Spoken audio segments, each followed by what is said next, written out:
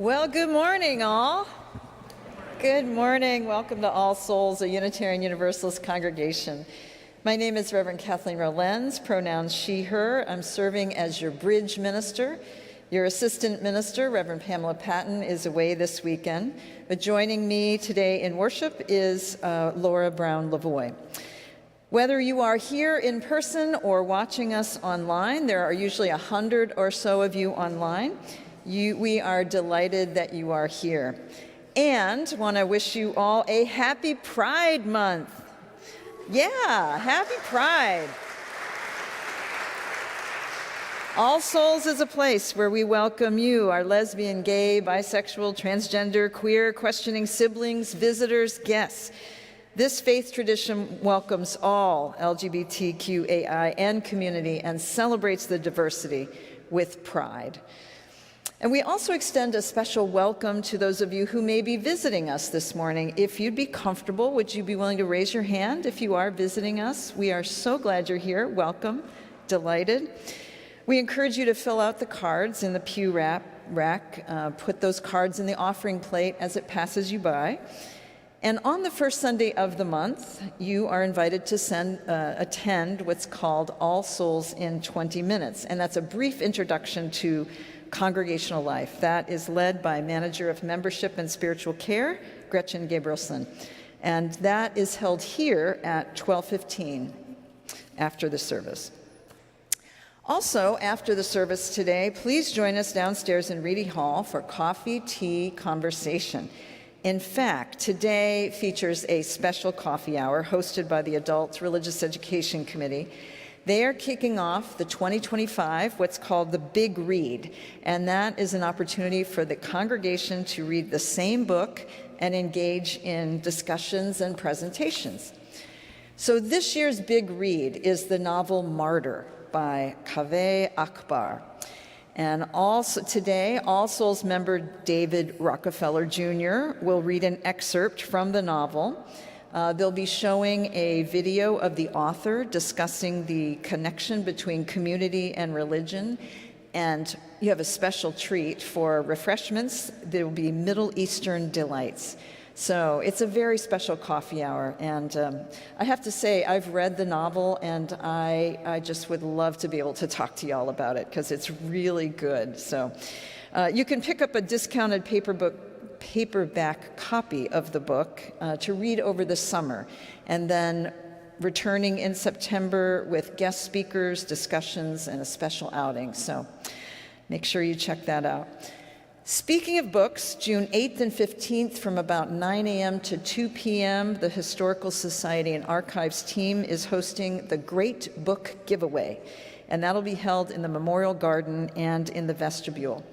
We're cleaning out the archives and have found boxes of nearly new books from notable authors such as Reverend Dr. Forrest Church, Reverend Dr. Galen Gingrich, Reverend Walter Kring, and many, many more. So all the books are free. They're just yours for taking. Tell your friends, take some, get some for gifts, and bring some bags and help us with the Great Book Giveaway.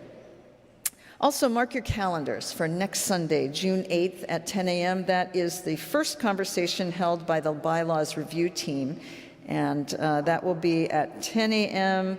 And like I said, that's a conversation about revising the bylaws. Come one, come all, good times, good times, good times.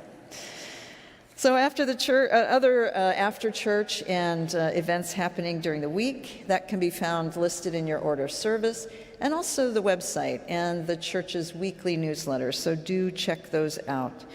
But for now, just take a minute, settle in, silence your phones, settle your minds and hearts, and prepare for the spoken call to worship.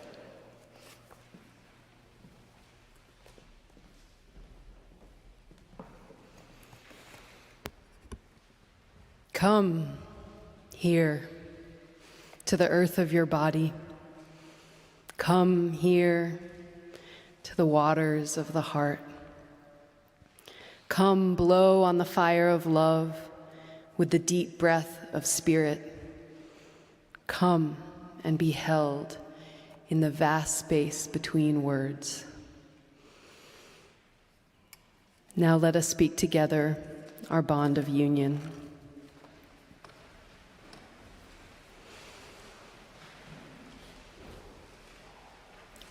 In the freedom of the truth and in the spirit of love, we unite for the worship of God and the service of all.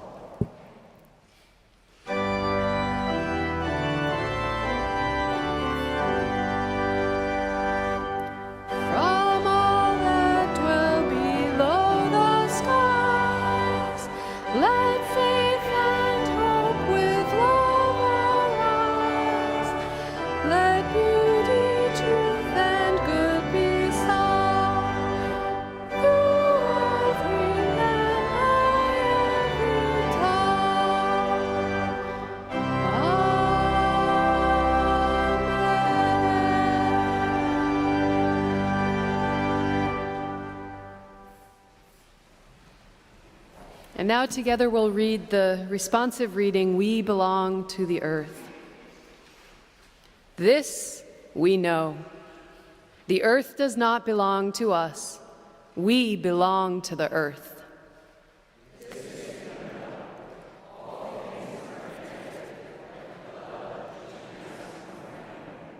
All things are connected.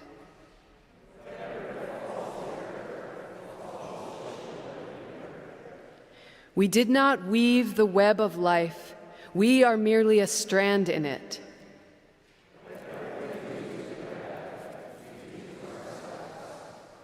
Now please stand as you are able to sing our first hymn today, hymn number 175, "We Celebrate the Web of Life."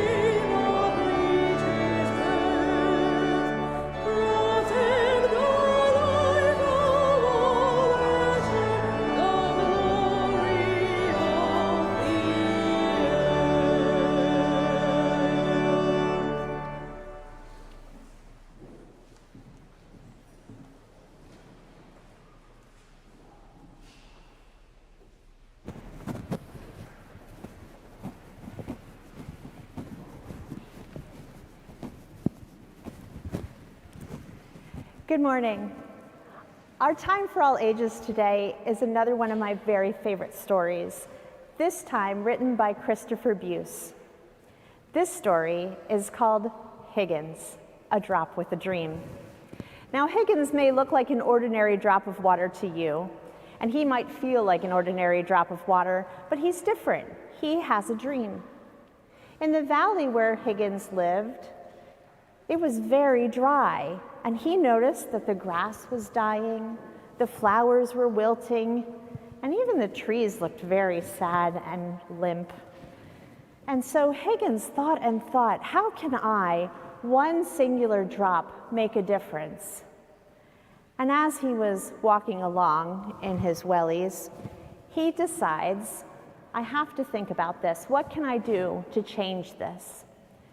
He comes across a rusty old bucket, and it gave him an idea. He thought, if I jumped into the bucket, Maybe I could get blown over and help maybe 1 or 2 flowers. I don't know. He thought some more as he continued on, and he came upon some other drops who were hanging out and having a conversation. And Higgins was very enthusiastic about his idea and said, "Hey, I have an idea. Have you noticed how dry it is here? We drops need to do something. And I found this bucket, and I think if we all jumped in, we could really make a difference." And one particular drop was not very kind and said, "Higgins, get your head out of the clouds."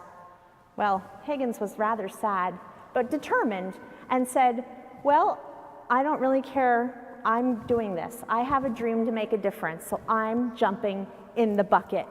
And so he did. Kerplop, right there at the bottom. And now, what is he? Just a drop in the bucket. And he's waiting, and he's waiting, and nothing is happening, and no one's joining him, and he can kind of hear them still chattering about. And this went on for quite some time. Higgins has more patience than I, and he waited and waited, and finally, one of the other drops noticed and thought, "You know what? It is really dry here. There is nothing growing, and look at that tree. It doesn't even look upright. We better do something. I think I'm going to join Higgins. I am. I'm jumping in with Higgins."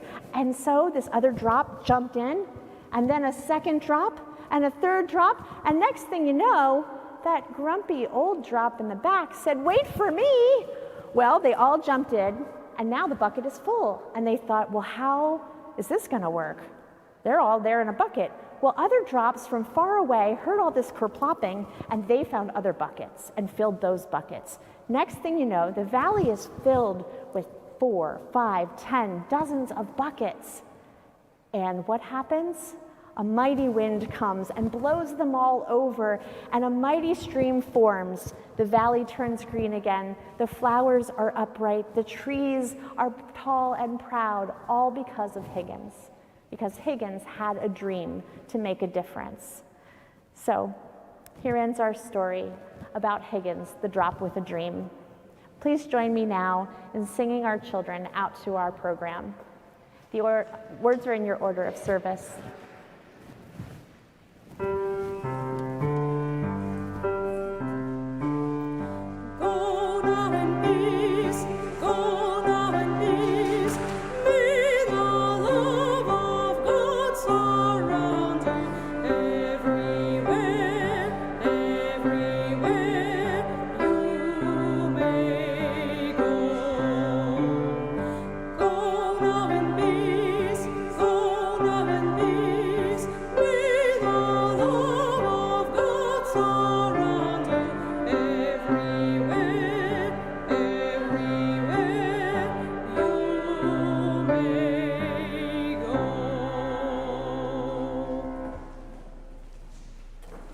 This morning's reading is a poem by William Stafford, A Ritual to Read to Each Other.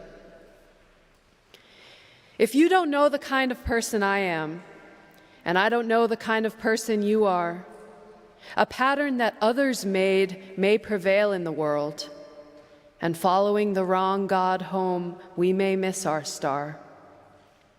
For there is many a small betrayal in the mind, a shrug that lets the fragile sequence break, sending with shouts the horrible errors of childhood, storming out to play through the broken dike. And as elephants parade, holding each elephant's tail, but if one wanders, the circus won't find the park. I call it cruel, and the root of all cruelty, to know what occurs, but not recognize the fact. And so I appeal to a voice, to something shadowy, a remote, important region in all who talk. Though we could fool each other, we should consider, lest the parade of our mutual life get lost in the dark. For it is important that awake people be awake, or a breaking line may discourage them back to sleep. The signals we give, yes or no or maybe, should be clear. The darkness around us is deep.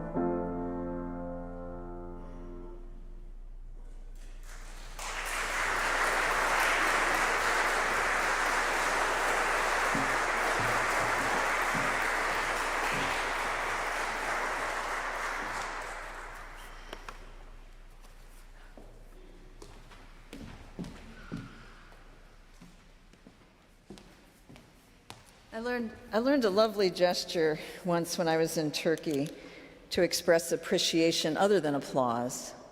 And it was a wordless hand on the heart and a bow, and to say, "Hu."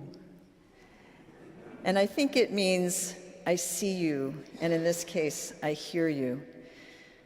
So you might consider that simple gesture sometime, because that music is still hanging in the air. So we receive it with such gratitude. Hu. This prayer is written by a colleague of mine, so I invite you into the space of meditation, reflection, or prayer to hear these words by Reverend Richard Gilbert.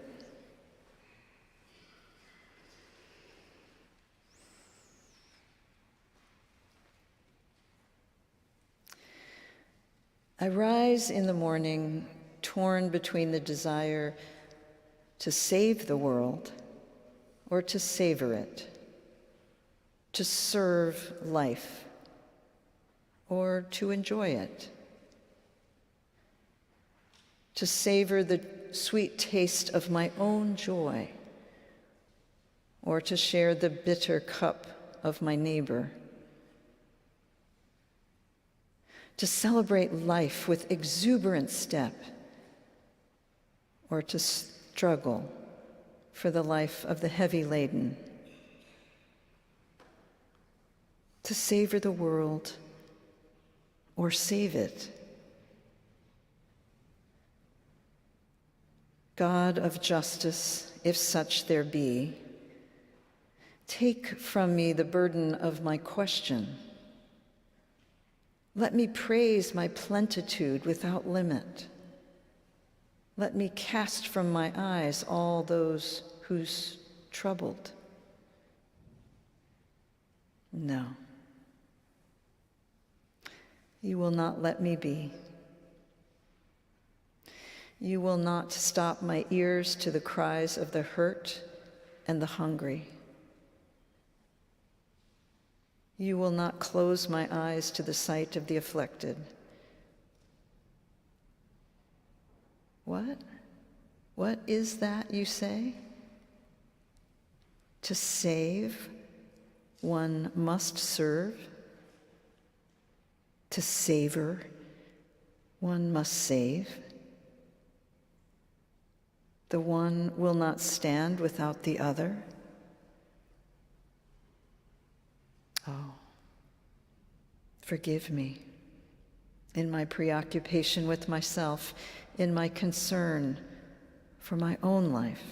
I had forgotten. Forgive me, God of justice. Forgive me. Make me whole. I save the world and savor it both. We pause now for a moment of silence as we bear witness to these aspirations.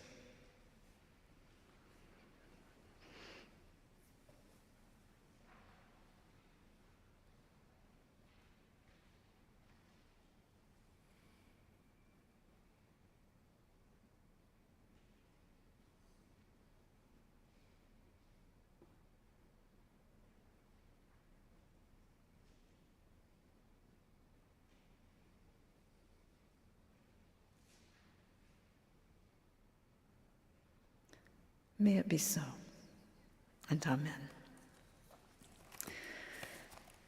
Please join with me in our hymn, verses 1 and 4. Joy.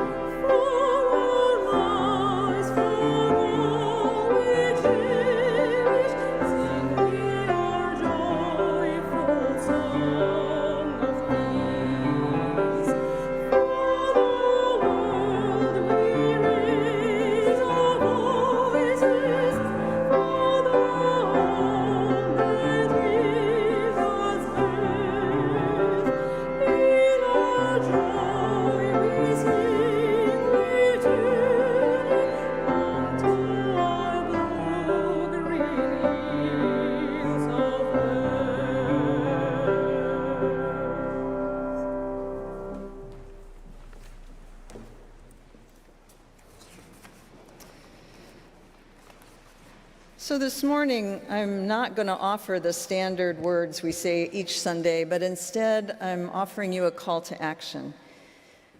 Friends, it's been quite a year in the life of All Souls. There is much to celebrate. And I know that many of you have responded to the call to pledge your support to the important renovations of our building on the ongoing capital campaign. And All Souls' operating budget is what keeps all of this humming along. And that's why I'm asking you to make your annual contribution for the 2024-2025 church year at All Souls before June 30th, which is when our fiscal year ends. There are many ways to do that, through online, Zelle, heck, we'll even take those gold bars that you have lying around off your hands. But we're asking you to please give to the annual fund if you have not already made or completed your pledge to the 2024-2025 year. Please do so. The offering we take now is a tangible reminder of the gifts of generosity which is born from our many freedoms. So may the offering be freely given and generously received.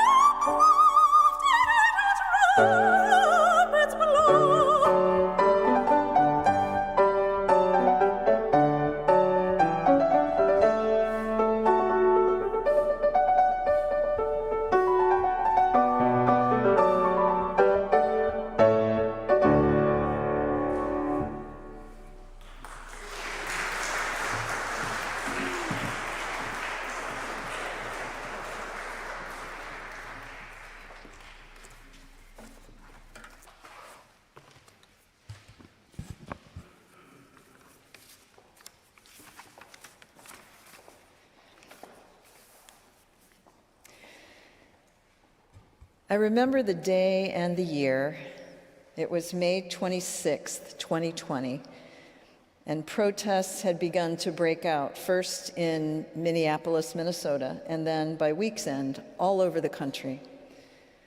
All because of one 17-year-old bystander, Darnella Frazier, who had videotaped the murder of George Floyd beneath the knee of Derek Chauvin, and that video went viral. And seemingly overnight, calls to action came pouring in. Could I come to protest in Washington, D.C.? Could I attend a protest in Charlottesville, Virginia, where I was living and ministering to the All Souls D.C. congregation remotely? Could I lend my ministerial megaphone to the growing chorus of voices in protest against the killing of a Black man at the knee of a white officer? Now, I am not normally what I would call a megaphone minister. I don't like crowds. I don't like shouting. I want to attend only when it's important, imperative, when it matters. And this, the murder of George Floyd, mattered to me. It felt like a turning point in America's ongoing struggles with the realities of racism and police brutality. But there was something else happening in my life that month. Just 15 days before my two grand twins, Runa and Ellis, were born. And although they were not born prematurely, they were immediately put in the NICU until they gained weight. My stepdaughter, and actually it was PICU, the pediatric unit, until they gained weight. And my stepdaughter and son-in-law knew that we were so eager to meet them, so excited, but they had conditions. Because the COVID vaccine had not been developed yet, they insisted that anyone coming near their brand new babies did not expose themselves to large crowds, no exceptions, even if masked, even if respecting social distance. The risks were too great for their fragile immune systems. What would you do if you were in that situation? Be part of the global movement to save the world, or at the very least to show up for one of history's most important movements? Or stay safe at home because of the fierce desire to see those children? So I wish I could tell you that I figured out a way to march in the protest and to see those grand twins, but I chose the grand twins over the protests. And this past week, as we remembered the 5th anniversary of George Floyd's murder and the protests that ensued, a part of me looked longingly at those images of protesters taking to the streets, and I listened to the whisper inside of my head that says, I wish I had been there. So thus the dilemma posed by both E.B. White and the Reverend Dick Gilbert that you heard in this morning's prayer, to savor the world or to save it. And then, as White Riley notes, it makes it hard to plan the day. Because every day, right, we wake up to a new travesty to protest. Every Sunday, I wonder, should I mention again the atrocities in Gaza, the merciless slaughter in Ukraine, the brutal war in Sudan, and closer to home, governmental overreach in higher education, the capitulation of one party to an increasingly autocratic president, more clear signs of fascism, and not to mention the rollback of environmental protections that I believed, foolishly, were permanent. Save the world? How? Savor it? When? And what if I am increasingly uncomfortable with most demonstrations these days, which allow for a lot of shouting and very little nuance, very little dialogue, very little conversation? Well, for that, I go back to Scripture. In particular, the world-weary wisdom from the book of Ecclesiastes. That famous line, for everything there is a season and a time and purpose for every matter under heaven. I think it holds some great truth for us as we consider how to be activists in this day and age, where there are so many demands on our time, our attention, our resources.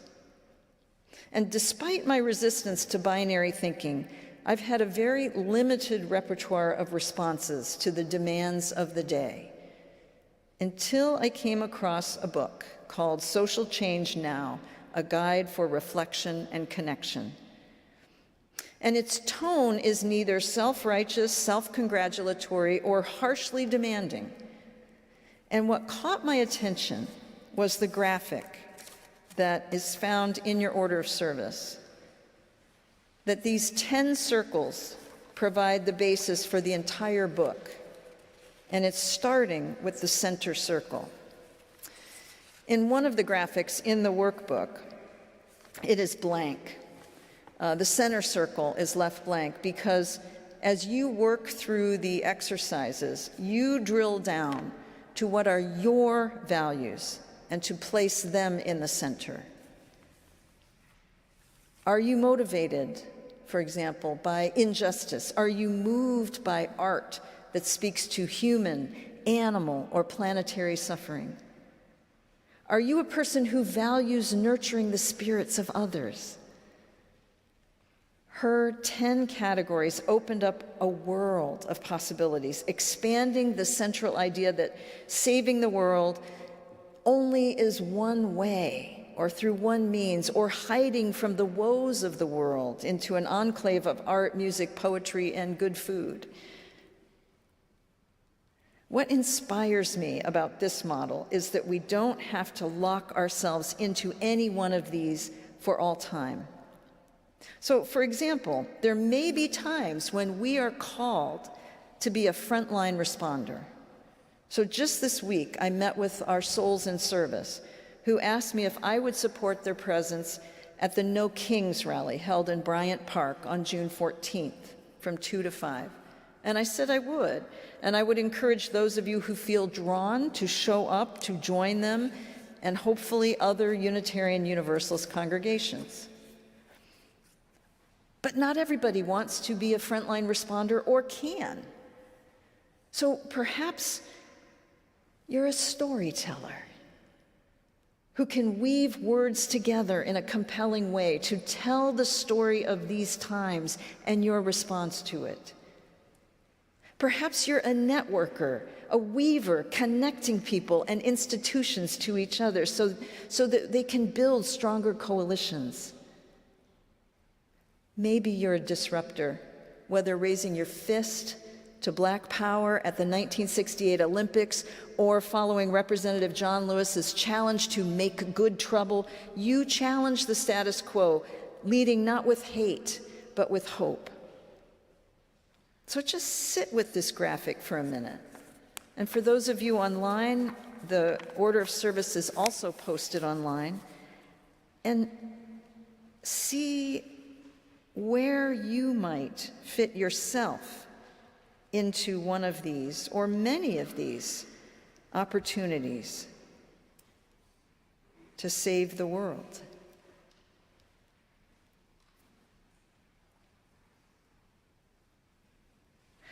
So as you sit with this, without knowing all of the details that she describes in each one, which one attracts you the most right now? Are you a builder, a caregiver, a disruptor, a healer, a storyteller, a guide, a weaver, an experimenter, a frontline responder, a visionary? Can you see yourself in more than one? Both and. So the question for us today is, how do we save the world? There is not just one way, and we can't hold it all the time. All the grief, all the anger, all the fear, all the news, all the chaos, all the destruction. No, we can't.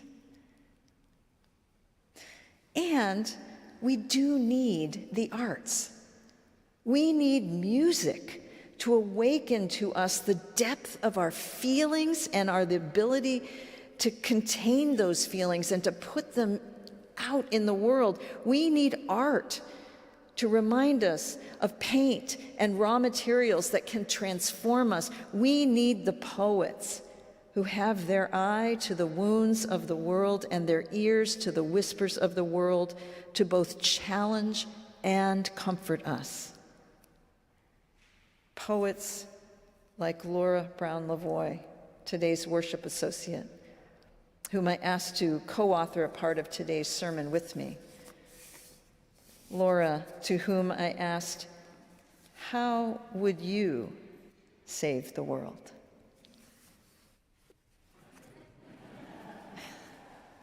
So when Reverend Kathleen invited me to share one way I think we can save the world, for several days I was lost in the dictionary.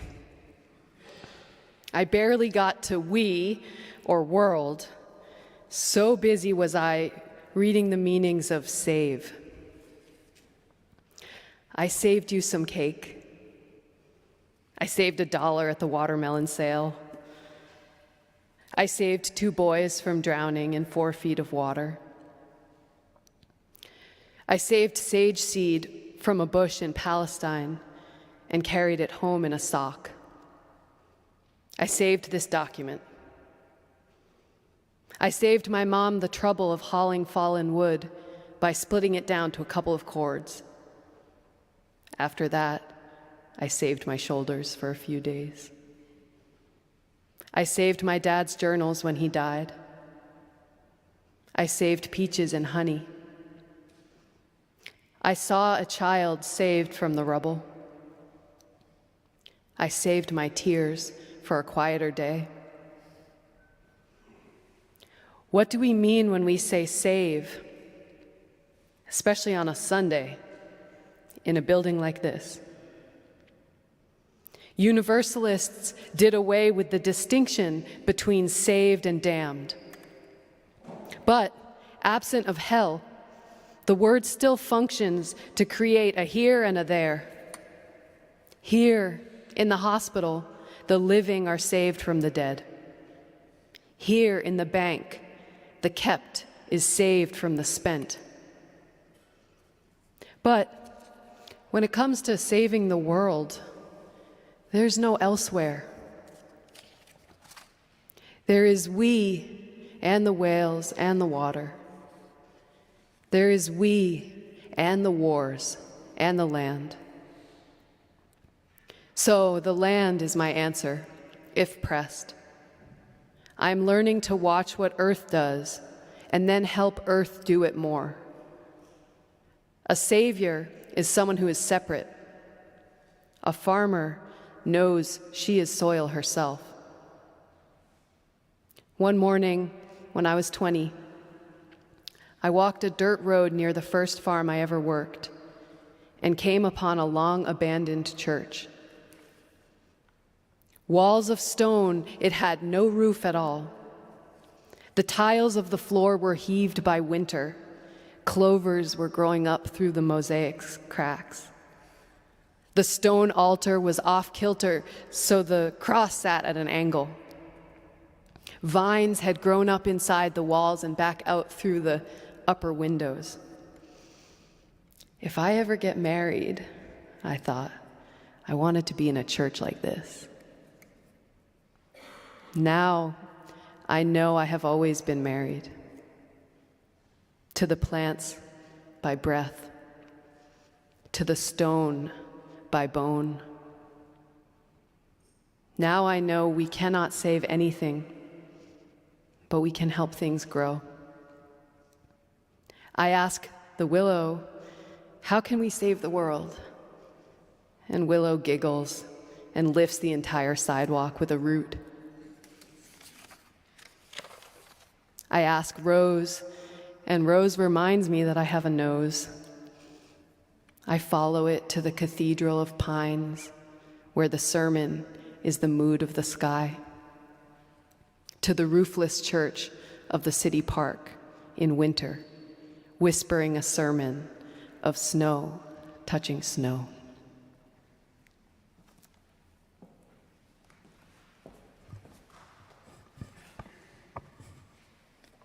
Ooh. It's the poets, then, we turn to now, which is not a specific circle on the graphic, but perhaps woven in and among all of them. It's the ritual we read to each other, as in William Stafford's poem with its subtle but vivid imagery. If you don't know the kind of person I am, he says, and I don't know the kind of person you are, a pattern that others made may prevail in the world, and following the wrong God home, we may miss our star. So when I think about saving the world, it must begin with relationships to that which we love. Because without that, we will indeed follow the wrong God's home, the God of hate disguised as righteousness, the God of vengeance disguised as justice, the God of destruction disguised as disruption. These, as Stafford says, are cruel, maybe the root of all cruelty, to know what occurs but not recognize the fact. In other words, if we do not stay spiritually grounded, guided by our shared values, nurtured in listening to one another, lest the parade of our mutual life get lost in the dark, we too shall be lost, and the world will not be saved. And here's another wisdom from the poets. When Laura writes, "Now I know that we cannot save anything, but we can help things grow." We cannot consider the ways we can save the world without this insight. We can always help things grow. We can help each other grow in wisdom and compassion by our example. We can help children grow by teaching them and allowing ourselves to be taught by them. We can allow our youth to grow by listening to them and respecting their wisdom, their experiences. We can help our young adults grow by encouraging their leadership. We can help our active parents grow by affirming their joys and their struggles. And we can help our middle and seniors and elders grow by listening deeply to their life experiences and the lessons learned therein. Our poet writes, "I ask the willow, how can we save the world?" And willow giggles and lifts the entire sidewalk with a root. The willow is amoral, knowing not right or wrong, but can change the landscape with the force of her rootedness. So finding ourselves as we do now in these concrete landscapes of pain, we should not forget the forces that live within us to help movements rooted in justice and equity and fairness grow, and to help keep us awake without falling into depression or despair. For again, as Stafford reminds us, it is important that awake people be awake.